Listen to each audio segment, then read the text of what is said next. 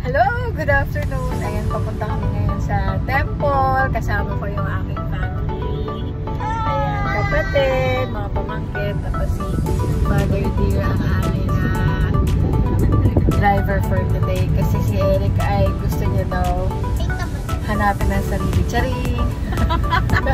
Gusto niya daw po magpahinga. Ayan. So ngayon, nagbabahin na kami papuntang temple. Mamaya ipapakita ko sa inyo yung temple. Manila Philippines Temple. So ito ang kauna-unang temple dito sa Pilipinas. Yan! See you there! Yes po, kami po ay member ng The Church of Jesus Christ of Latter-day Saints. And dito po sa Pilipinas, we have 13 temples na under construction po. So meron pong isa na mag-o-open na sa Urdaneta. Maybe this year. Hindi ko pa alam kung kailan po yung exact date. And meron din po dito sa Alabang.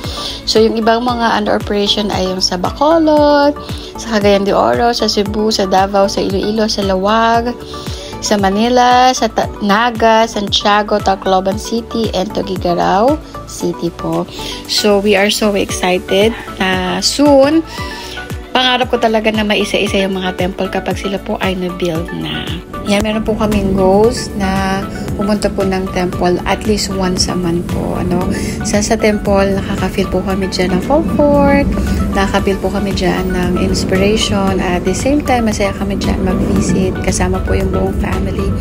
And maraming bagay po kami dyan na natututunan or nare-refresh or nare-remind po sa mga tipan or mga covenant po na ginawa po namin.